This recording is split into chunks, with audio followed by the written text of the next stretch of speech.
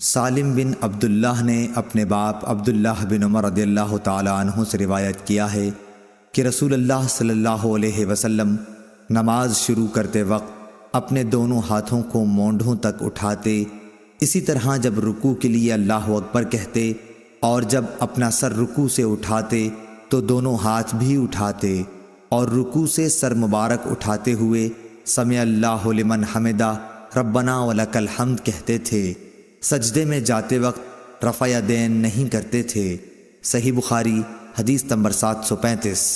سالم بن عبداللہ بن عمر نے عبداللہ بن عمر رضی اللہ تعالیٰ عنہ سے خبر دی، انہوں نے بتلایا کہ میں نے رسول اللہ صلی اللہ علیہ وسلم کو دیکھا کہ جب آپ نماز کے لیے کھڑے ہوئے تو تکبیر تحریمہ کے وقت آپ نے رفع یدین کیا، آپ کے دونوں ہاتھ اس وقت مونڈھوں تک اٹھے، اور اسی طرح جب آپ رکوع کے لیے تکبیر کہتے اس وقت بھی رفع یدین کرتے، اور جب رکوع سے سر اٹھاتے اس وقت بھی کرتے۔ اس وقت آپ کہتے سمع اللہ لمن حمدہ، البتہ سجدے میں آپ رفع یدین نہیں کرتے تھے۔ صحیح بخاری حدیث نمبر 736۔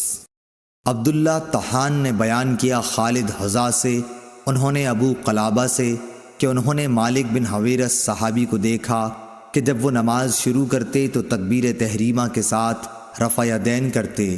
پھر جب رکوع میں جاتے اس وقت بھی رفع یدین کرتے، اور جب رکوع سے سر اٹھاتے تب بھی کرتے، اور انہوں نے بیان کیا کہ رسول اللہ صلی اللہ علیہ وسلم بھی اسی طرح کیا کرتے تھے۔ صحیح بخاری حدیث نمبر 737۔